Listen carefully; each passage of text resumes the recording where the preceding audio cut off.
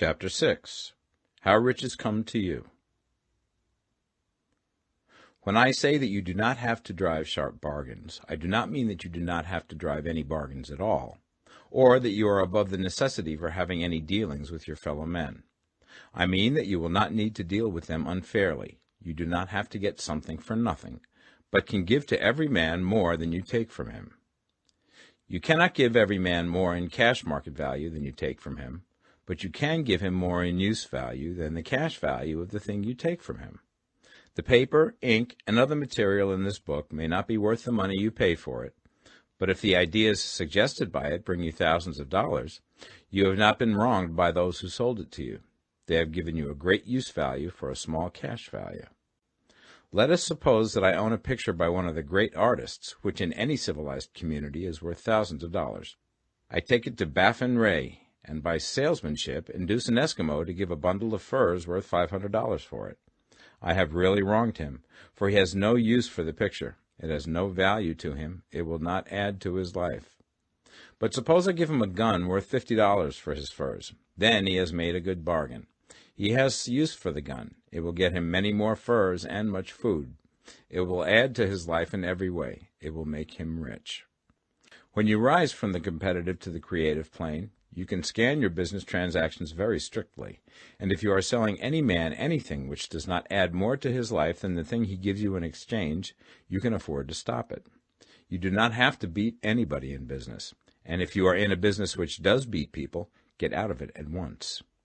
Give every man more in use value than you take from him in cash value. Then you are adding to the life of the world by every business transaction. If you want a sewing machine, for instance, I do not mean to tell you that you are to impress the thought of a sewing machine on thinking substance until the machine is formed without hands, in the room where you sit or elsewhere. But if you want a sewing machine, hold the mental image of it with the most positive certainty that it is being made, or is on its way to you. After once forming the thought, have the most absolute and unquestioning faith that the sewing machine is coming. Never think of it, or speak of it, in any other way than as being sure to arrive. Claim it as already yours. It will be brought to you by the power of the Supreme Intelligence, acting upon the minds of men.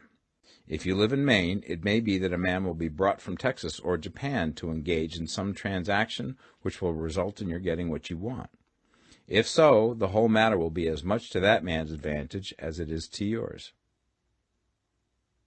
Do not forget for a moment that the thinking substance is through all, in all, communicating with all, and can influence all. The desire of thinking substance for a fuller life and better living has caused the creation of all the sewing machines already made, and it can cause the creation of millions more, and will, whenever men set it in motion by desire and faith, and by acting in a certain way.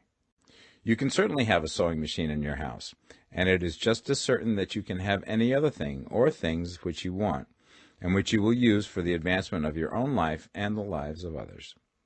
You need not hesitate about asking largely. It is your Father's pleasure to give you the kingdom, said Jesus. Original substance wants to live all that is possible in you, and wants you to have all that you can or will use for the living of the most abundant life. If you fix upon your consciousness the fact that the desire you feel for the possession of riches is one with a desire of omnipotence for more complete expression, your faith becomes invincible. The desire you feel for riches is the infinite, seeking to express himself in you, so you need not hesitate to ask largely. Your part is to focalize and express the desire to God. This is a difficult point with most people. They retain some of the old idea that poverty and self-sacrifice are pleasing to God. They look upon poverty as a part of the plan, a necessity of nature.